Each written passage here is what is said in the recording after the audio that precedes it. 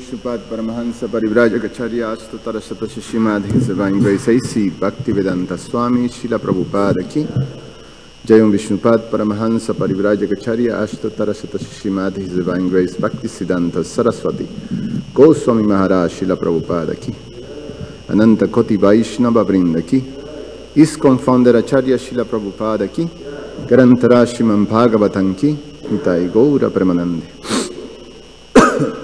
All glories to the assembled devotees. All glories to the assembled devotees. All glories to the assembled devotees. All glories to Shishi Guru and Shiguranga. Om Namo Bhagavate Vasudevaya. Om Namo Bhagavate Vasudevaya. Om Namo Bhagavate Vasudevaya. Reading from Srimad Bhagavatam, Canto 10, Chapter 13, The Stealing of the Boys and Calf by Brahma. Text 38 and 39. I read 38. Iti sanchintya darshaho Vatsamsa vajasan api sarvan achasta vaikuntam chakshusha vayune nasha. Thinking in this way, Lord Balaram was able to see with the eye of transcendental knowledge that all these calf and Krishna's friends were expansions of the form of Sri Krishna.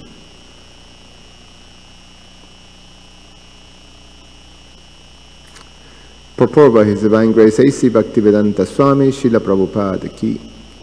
Every individual is different.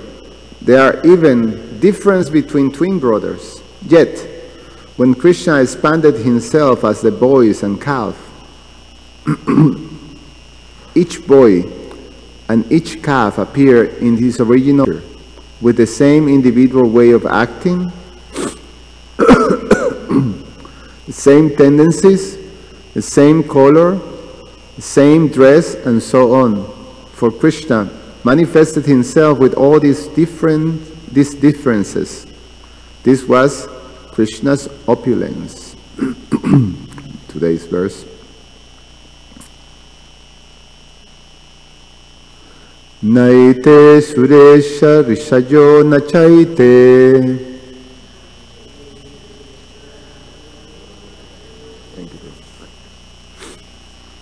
Twan eva vashishabit ashajepi sarvam pritak twan nigamat katam vadeti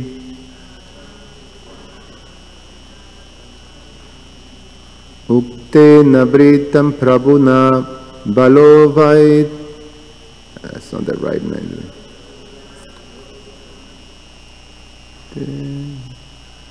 I'm a little sick, so I got the melody wrong.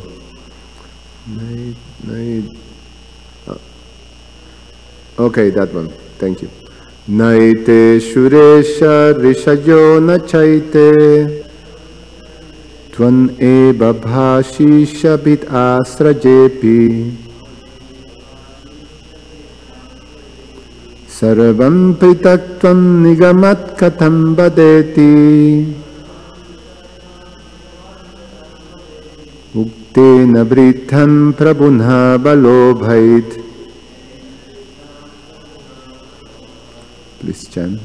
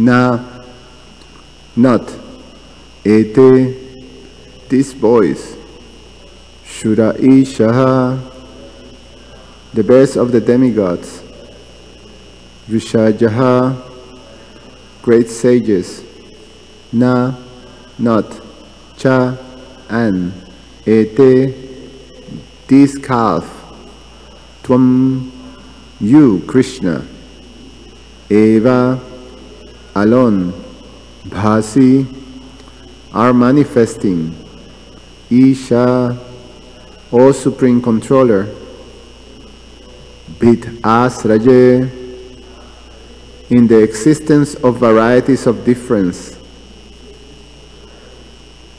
Api, even, Sarvam, everything, Pritak, existing, Tvam, you, Krishna, Nigamat, briefly, Katham, how, Vada, please explain, Iti, thus, Uktena, having been requested by Baladev,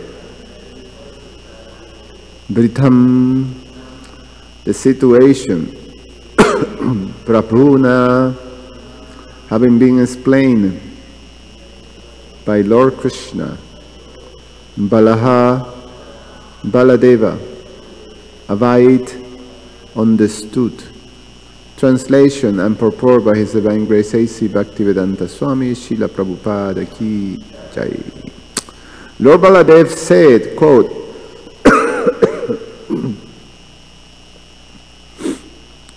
O Supreme Controller, these boys are not great demigods, as I previously thought, nor are these calf great sages like Narada. Now I can see that you alone are manifested yourself in all varieties of difference. Although alone, you are existent in the different forms of the calf and boys. Please, briefly explain this to me, end of quote. Having thus been requested by Lord Baladev, Krishna explained the whole situation and Baladev understood it. Purport. Inquiring from Krishna about the actual situation, Lord Balaram said, quote, My dear Krishna, in the beginning I thought that all these cows, calf, and cowherd boys were either great sages or saintly persons or demigods. But at the present, it appears that they are actually your expansions. They are all you. You yourself are playing as the calf and cows and boys. What is this mystery? What is the mystery of this situation? Where have those old cows and boys gone? And why are you expanding yourself as the cows, calf, and boys? Will you kindly tell me what is the cause? End of quote. At the request of Balaram, Krishna explained the whole situation, how the calf and boys were stolen by Brahma, and how he was concealing the incident by expanding himself so that people would not know that the original cows, calf, and boys were missing. Balaram understood, therefore, that this was not Maya, but Krishna's opulence. Krishna has all opulences, and this was but another opulence of Krishna. At first, Lord Balaram said, quote, I thought that these boys and calf were a display of the power of great sages like Narada, but now I see that all these boys and calves are you. End of quote. After inquiring from Krishna, Lord Balaram understood that Krishna himself had become many. That the Lord can do this is stated in the Brahma Samhita 5:33. Advaita Nachutta Nanadi Nananta Rupam. Although he is one, he can expand himself in so many forms. According to the Vedic version, Ekam Bahusham, he can expand himself into many thousands and millions, but still remain one. In that sense, everything is spiritual, because everything is an expansion of Krishna. That is, everything is an expansion of either Krishna, himself, or his potency. Because the potency is not different than the potency and the potent are one. Shakti Mayatayor Abheda. The Mayavadis, however, said, Chit Achit Saman Vajaha. Spirit and matter are one. This is a wrong conception. Spirit, Chit, and is different from matter, Achit, as explained by Krishna himself in Bhagavad Gita 7:4-5. Bhumir apo nalo bhaju kammano bhudir evacha ahamkaram iti jamme bina prakritir ashtatha aperajam itastwanyam prakritim bhidime param jiva buddham mahabaho jajedan dhate jagat. Quote, earth, water, fire, air, ether, mind, intelligence, and false ego, all together, these 8 comprise my separated material energies.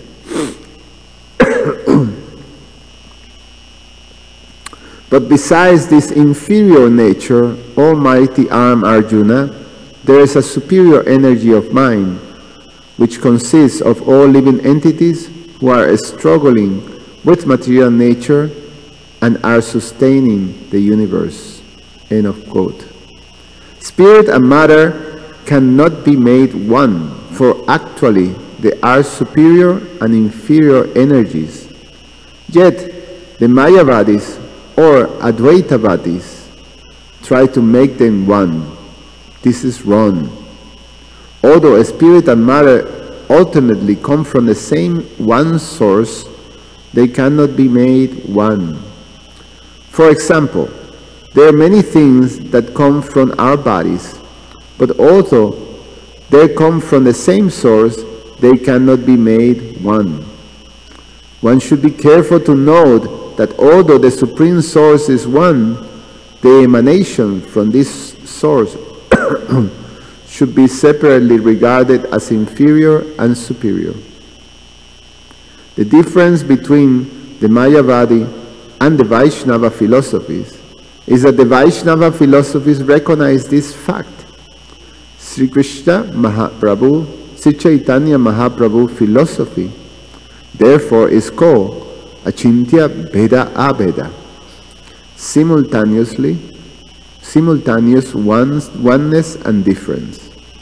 For example, fire and heat cannot be separated, for where there is fire, there is heat, and when there is heat, there is fire. Nonetheless, although we cannot touch fire, heat we can tolerate. Therefore, although they're one, they are different. Om Jnana Timirandasya Jnananjana Shalakaya Chakshur Ummilitam Yena Tasmai Sri Gurube Namaha. Namo Om Vishnu Padaya Krishna Prasaya Bhutale Srimate Ramapa Swami Iti Namine. Namo Om Vishnu Padaya Krishna Prasaya Bhutale Srimate Bhaktivedanta Swami Iti Namine. Namaste Saraswate Deve Gauravani Pracharine Nirvishesha Shunyavadi Pashatyakari Vanchakalpatarubhyasha Kripasindubhyacha Patitanam Pavanebhyo Vaishnavebhyo Namo Namaha.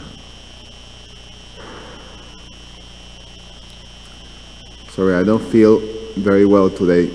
And I thought Amarendra Prabhu was going to give the class. So, yes, but he's coming later. So I'm not very well prepared. And this is pretty philosophical, the subject matter. One is Lord Balaram coming to this conclusion after observing for a whole year this very unusual behavior that the inhabitants of Vrindavan were displaying. Specifically, the relationship, the parental relationship that was happening, this Vatsalya, Ras that was happening with the different, the fathers and the mothers and their children, the cowherd boys, and the cows and the calf. And it was very extraordinary and sort of uncommon, the type of rasa that was being displayed. It was, in general, all the elders, the elder gopis and gopas, they always display this special affection for Krishna that was much greater than the one that they have for their own children. And but during this time, this year, they display this full affection, just on the same level that Mother Yasoda had with Krishna, with their the different boys, cowherd boys. And same happened with the cows. We heard the descriptions of the cows running down the hill just to meet where those specific calf that Krishna manifested. So Lord Balaram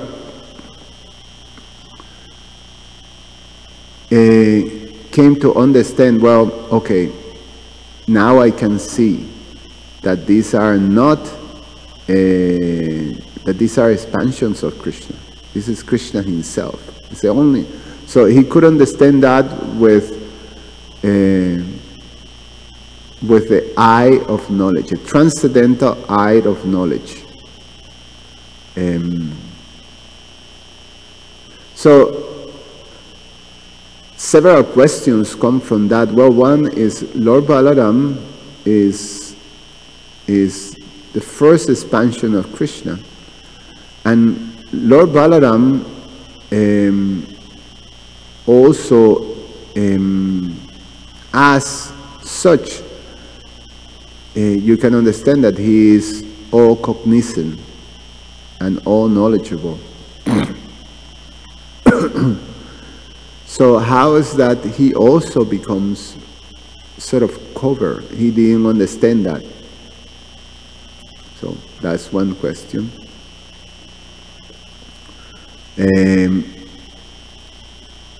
At one point he's able to see, but during this whole period of time he didn't understand. And the fact that he's asking Krishna, please explain. So one may think, well, this is a lila. This is just a pastime. The other thing that is there is that, well, Krishna sometimes, as explanation, he himself sometimes becomes confused, which is, we heard that a little bit ago in the previous pastime when he was killing Agasura, and the boys were entering the mouth, and he was for some time bewildered. So then the explanation of the discussions were, well, the nature of the lila of Krishna. That is not that Krishna just, and there were some questions too. I think someone asked the question, well, if he has it all scripted, if he knows everything, then where's the fun? Because if you know exactly what's going to happen next, then, there's no excitement, there's no, it's like acting. but there's not a natural feeling, an experience. So the explanation has been given by Krishna by his potency, this Yoga Maya potency. Then he's actually fully experienced all this. It's a simultaneous knowing, but also not knowing, and therefore all these different rasas and mellows can be experienced by the Lord. He is the supreme enjoyer of rasa. What is the name? No, that he is the enjoyer of rasa. There's a name of Krishna like that. Rasaraj. Rasaraj.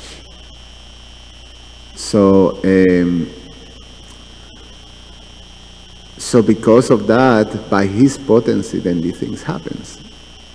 So it's in that level, and Lord Balaram is also experiencing that. It is explained that Lord Balaram also, he comes to realize at that point, I think someone was mentioning, that he is also an expansion of Krishna.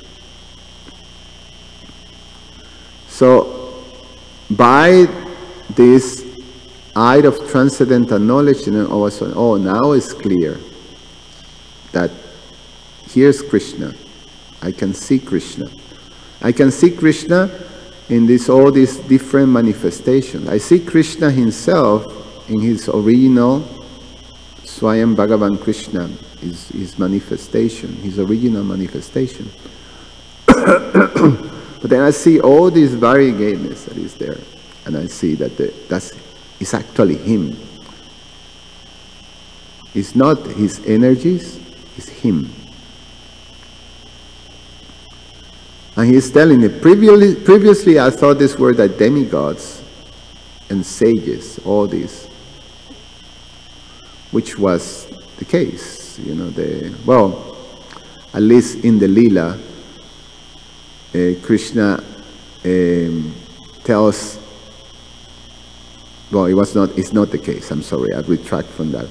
Krishna says in the beginning of the Leela of his appearance, as Lord Vishnu, he tells Lord Brahma and the demigods that you all appear in the land of Braj and among the Yadus, that I'm going to descend and perform my pastimes.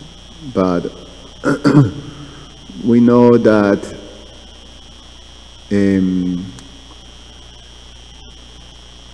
well, and also many of these intimate associates of Krishna, cowherd boys, were great sages and perfected beings that has been, that enter into that position.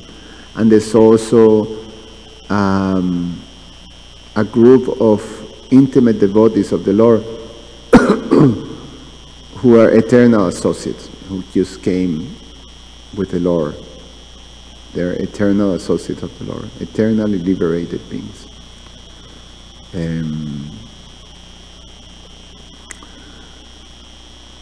But Baladev was able to see, okay, these are not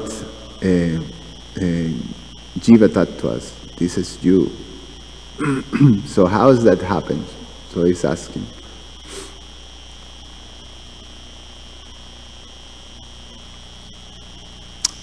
One important aspect is what Krishna does in terms of the principle of requiring this divya chakshu, or this divine vision, or the term that is used in the verse is chakshusha vayunena, within the eye of the transcendental knowledge.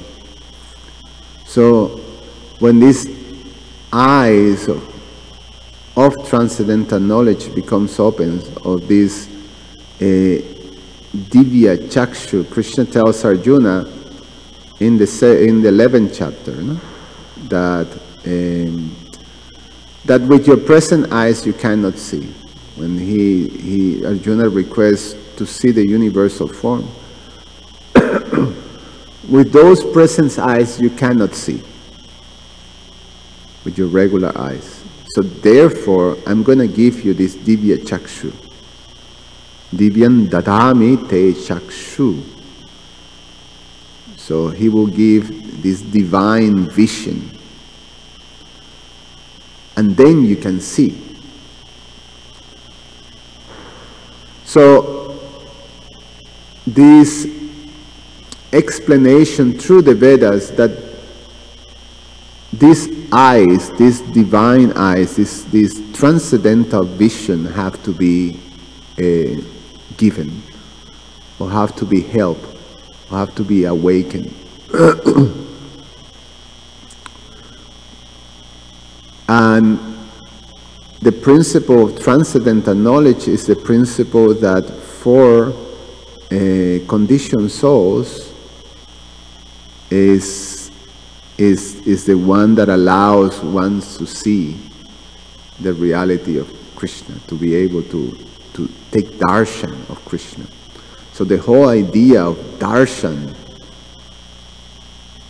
is to do with that opening of the transcendental vision.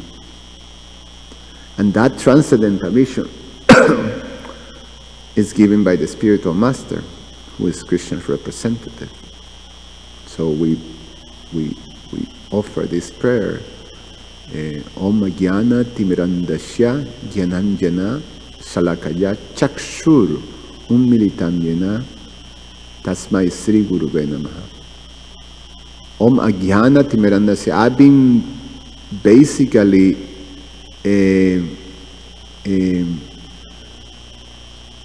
sort of struggling in this material world, blinded. I was born in the darkness of ignorance. So this Timiranda Asya is it is described as cataract. You know, your eyes is disease. So the cataract, you're blind, you cannot see. So we burn blind to transcendence, to spirituality in this material world. Om Jnananjana Shalakaya. So I was born in the darkness of the ignorance, and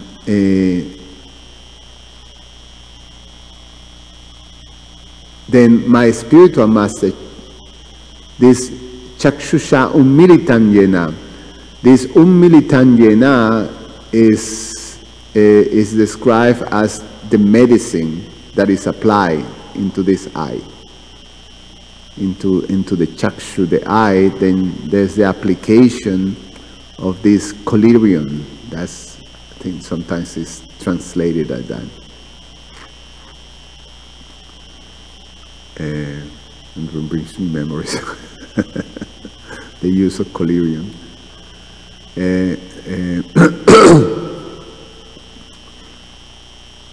Just a funny deviation.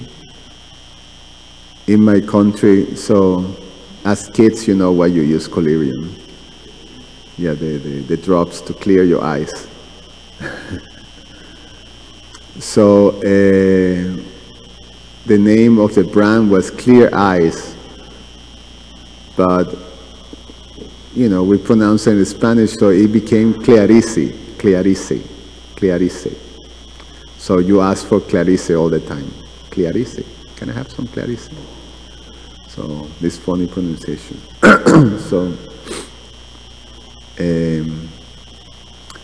So anyway, you apply this Ummilitam Yena, this salve, this medicine to cure the blindness of ignorance. So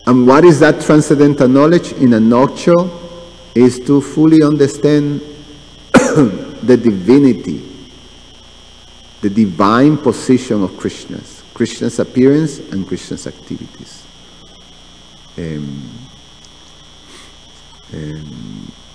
Janma karma chame divyane vanjoviti tattva. To understand Krishna's in full, perfect, in truth. To have that full understanding of Krishna's activities and Krishna's appearance. So to understand, to have this full understanding of the absolute truth of Krishna, the person, Krishna who is standing in front of Arjuna, he's speaking.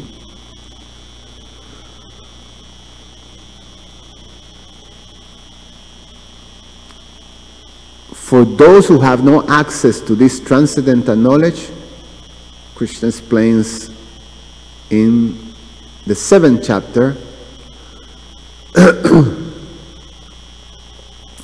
when he is explaining to Arjuna about the different devotees or people who approach him, and then he starts to explain about the others. Charvasya yoga majya samabrita mudho jam nabijanati loko man ajan avyajam. I never manifest to the foolish and unintelligent, for them I'm covered by my internal potency, and therefore they do not know that I am unborn and infallible. So this yoga maya, the potency of the Lord, the maya potency of the Lord doesn't allow the unintelligent and foolish to see.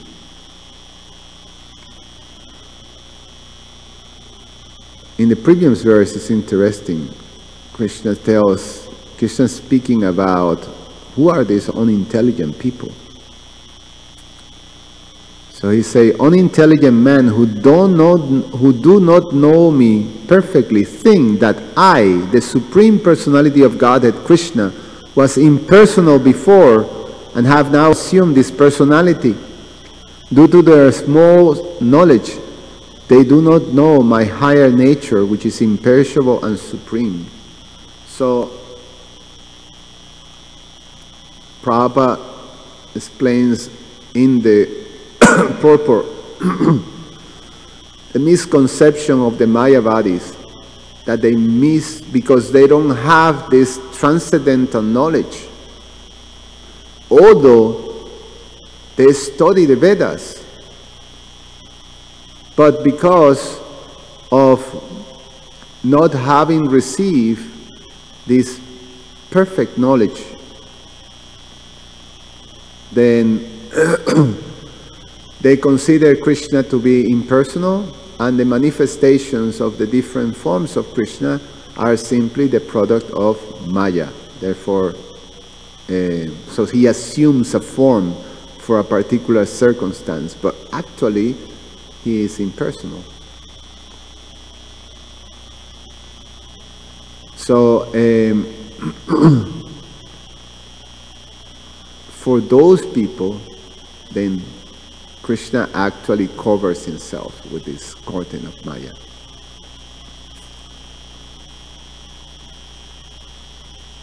So that curtain is only removed by the connection with a devotee of Krishna. And we see the many instances during the passions of Lord Chaitanya, how he uncovered that for many staunch impersonalists. With the passing of Prakasananda Saraswati and all the Mayavadi group, and the passings of Sarvabhauma Bhattacharya.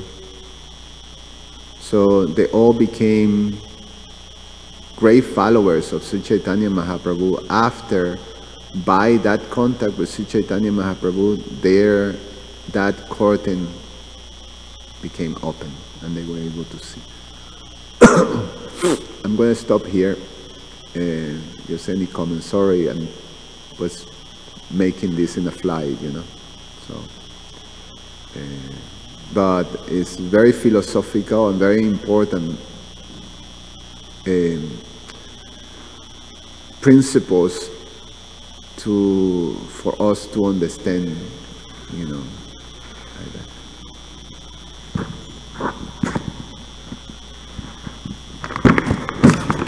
Yeah, I think that's pretty loud. Voices. Anyway, Hare Krishna, brother. Thank you for your class. You made a lot of. Should I turn it down? Yeah, turn down number. That should be. That should be number 2. The second one from the left. Second one from the left.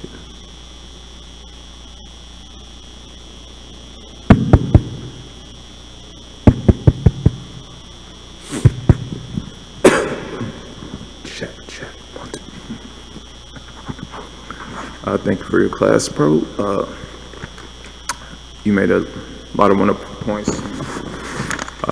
More or less began your class off asking a rhetorical question that if Balaram is God, then how can he be covered over? And in verse 35 of this chapter, Prabhupada mentions that Lord Balaram was covered over by Yoga Maya. And in the purport of that verse, he says, as opposed to we're covered by Mahamaya. And the reason I appreciate these pastimes is because those who, I already mentioned this last point, but I wanted to mention again, those who are covered by Yoga Maya say, I know nothing. Whereas those who are covered by Mahamaya say, I know everything. God knows nothing, and we say we know everything. We know what's in the heart of people, what's the circumstances. And there's a couple of other pastimes regarding that. I had a chance to look at this verse that I was looking at recently. So I wrote it down. I was like, oh, this is nice for Bhagavatam. It's in the 5th canto, chapter 4, verse 17. It says, when Lord Rishabhadev became king, it describes that he knows everything. The verse says he knows everything. Yet he still took instructions from Brahmanas to show the proper etiquette of how we should respond and, you know, how we should act. And same with Lord Chaitanya. The difference between Lord Chaitanya and the pastime Ramananda Roy is that Lord Chaitanya was superior in position to Ramananda Roy. He was a Brahmana and a sannyasi, and Ramananda Roy was a Sudra and a householder. But Lord Chaitanya had no ego. I know more than you, I'm a Brahmana. So he told Ramananda Roy famously, Kiba Vipra Kibi Nasi Suja Kene Noye Krishna Tatva Veta Se Guru Hoy. Anyone who knows the science of Krishna, it doesn't matter what his position is. And these are some points I appreciate in my life regarding having conversations with devotees, because it doesn't matter what status devotees I've learned over the years, Krishna inspires everyone. You can learn so many profound lessons from anyone, doesn't matter what their position is, and we learn these from these pastimes. Lord Chaitanya took advice from a Sudra. So those are some points, but one last other point maybe you could expand on is that one thing I always try to keep in mind is that in school, the person who knows the most, who knows not everything, but who knows more than the other students, is known as a valedictorian. And we see that the reason a valedictorian is happy, or any student who does well in school, the reason they're so happy is because their happiness comes from passing their own exam. Their happiness never comes from somebody else passing their exam.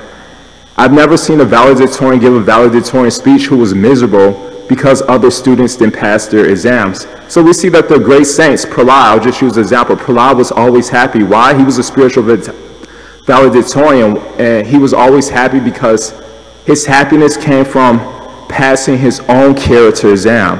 Whether he passed his humility test, his appreciation test, his forgiveness test. His happiness never come from Hiranyakashipu passing his own character exam, his humility test, his appreciation test, his forgiveness test.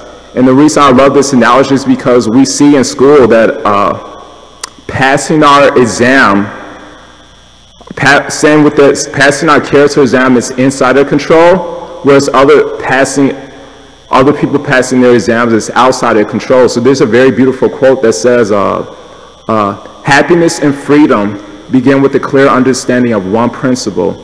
Some things are within our control and some things are not. It is only you have face up to this fundamental rule and learn to distinguish between what you can and can't control, that inner tranquility and outer effectiveness become possible.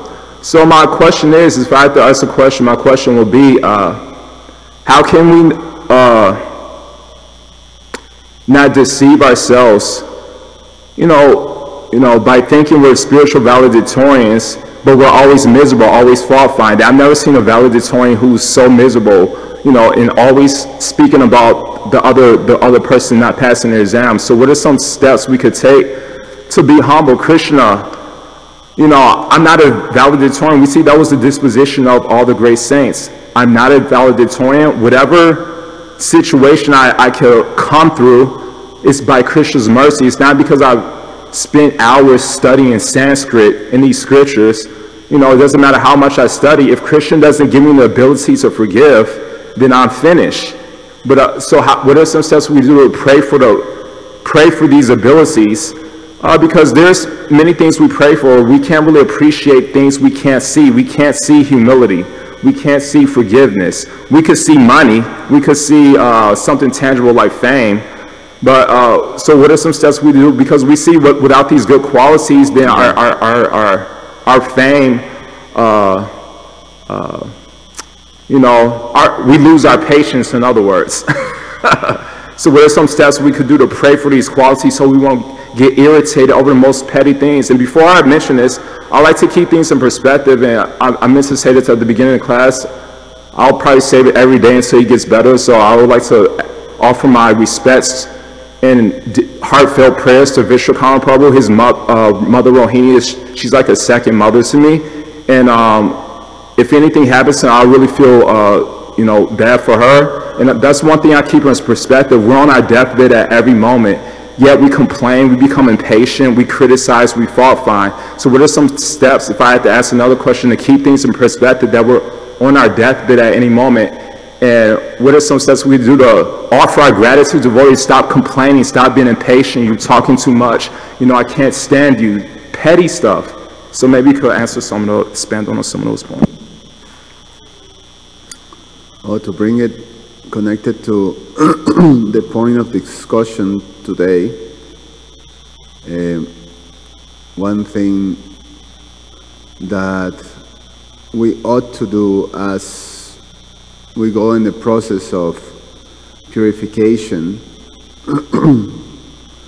what is being given to us by Srila Prabhupada is this process that Krishna gives us as it is. The instructions that Krishna gives us. And so we're taking shelter of a spiritual master. We're taking shelter of a spiritual master that is connected to the parampara. So we're given something very wonderful by the mercy of Srila Prabhupada. We're given the transparent, perfect process. And we just have to, as we advance, then we start to refine. And the principle of advancement, he gave, this pariprasnena sevaya. This is qualified. How we take shelter of the spiritual master. What will become purified is our sense of independence. And this sense of independence makes us think that, I take care for this for myself. I can't, it's so ingrained, this sense of independence, because in the conditioned soul, because that's what brings us here initially to the material world. From the spiritual world, we want to experience independence from Krishna. So we have to purify that It's almost like the original sin. And it's a gradual process to become free from that, but we start to recognize it as we start to go further in the path of devotional service, of purification, of anartha nivritti, that actually, as long as I'm trying to do things independently, meaning that I take care, I have all these obstacles, and by my own power, I'm going to deal with them. I have all these things that I want to do. I have all these desires, obstacles, attachments, and things like that. And I'm dealing with this myself. Krishna's arrangement of having either himself or those who represent him to guide us, meaning that I have to surrender my independence to someone, some higher authority. And that takes time to become comfortable and settle in that. But the principle is that we have to surrender to our spiritual master. And, meaning that we have to follow and we have to inquire, what is this inquiry? Srila Sanatana Goswami was a perfect example of this inquiry. Why am I suffering? Who I am? What should I do? This type of things. How should I engage? So we place the questions to our spiritual master, to our spiritual authorities, in terms of those things that are becoming obstacles for us. And then we follow. We surrender that. So we're in the process of saranagati, which means we're becoming more and more refined in this principle of surrender. And we just have to keep going, keep going, keep eliminating, taking further shelter into our spiritual master's instructions. And that will allow us to go further. Okay. I'm going to stop here. I don't feel super well. My head is hurting a little bit, so thank you very much. Grantara Srimad Bhagavatam ki jai.